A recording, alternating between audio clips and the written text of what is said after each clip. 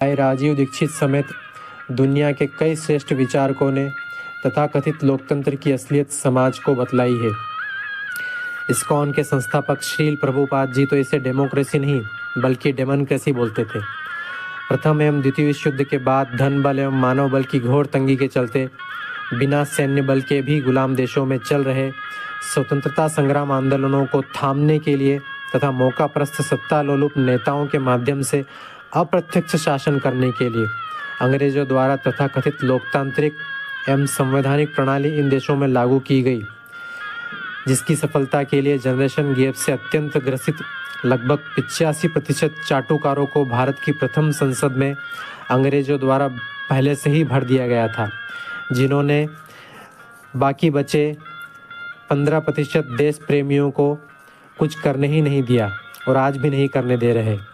भारत का समस्त तंत्र किस प्रकार अंग्रेजों के हित के लिए ही खड़ा किया गया है, इसका सबसे बड़ा उदाहरण है भारत में धर्मांतरण द्वारा सबसे ज़्यादा गैर राष्ट्रीयकरण करने वाली टेरेसा को मरणोपरांत भारत सरकार द्वारा राष्ट्रपति भवन में श्रद्धांजलि देकर मसीहीकरण करवाना एवं वर्तमान में स्वामी विवेकानंद के बाद शिकागो विश्व धर्म संसद में नेतृत्व कर धर्मांतरण पर सबसे ज़्यादा लगाम कसने वाले आशाराम जी बापू का दलाल मीडिया व नेताशाही द्वारा खलनायकीकरण करवाना और उनको 4 मृत्युपर्यंत कारावास की सजा करवाना। आखिर कब तक इन बलिदानों की अनदेखी करते रहेंगे? 75 साल काफ़ी लंबा समय होता है जो हमने इस तंत्र को दिया, परंतु इस तंत्र में लाल बहादुर, स्वामी विवेकानंद या चंद्रशेखर आज़ाद जैसों की कोई जगह है ही नहीं। इस तंत्र से तो केवल मौकाप्रस्त देशद्रोही विदेशी दलाल राजनेता ही पैदा होते रहेंगे अगर समय रहते जनता जनार्दन ने इनकी नसबंदी नहीं की तो। बस अब बहुत हो चुका। इस तथाकथित लूट तंत्र को वास्तविक लोकतंत्र में बदलने के लिए कुछ न कुछ करना ही होगा।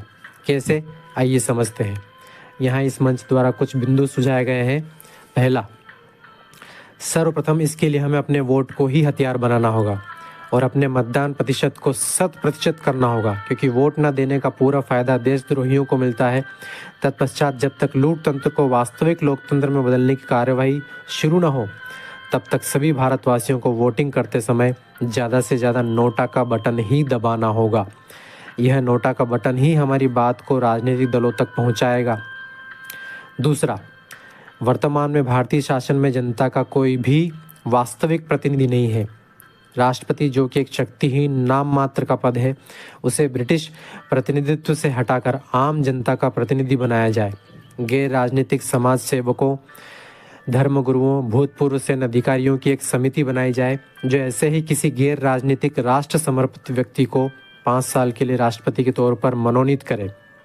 तीसरा, वर्तमान समय में अगर कोई अच्छा व्यक्ति देश की सेवा करना चाहता है तो उसे भी इन राजनीतिक दलों की कठपुतली बनना पड़ता है और आम जनता को भी मजबूरी में इन्हें ही वोट देना पड़ता है। इससे बचने के लिए यही उपरोक्त समिति राष्ट्रपति के प्रतिनिधित्व में ऐसे गैर राजनीतिक समाज सेवकों, धर्म प्रचारकों, भूतपूर्व सैन्य अधिकारियों या सैनिकों को चुनाव के समय राष्ट्र प्रतिनिधि के तौर पर खड़ा करे, जिन्हें आम जनता जनप्रतिनिधि के नाम से जाने एवं उन्हें वोट दे सके। इन जनप्रतिनिधियों की यह खासियत होगी कि ये केवल राष्ट्र एवं आम जनता को उत्तरदायी होंगे, ना कि किसी राजनीतिक दल अथवा विदेशी बाजार तंत्र को।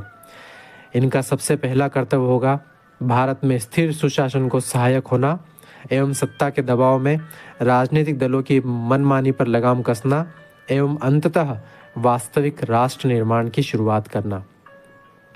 देश हित में ज़्यादा से ज़्यादा जनता तक इस संदेश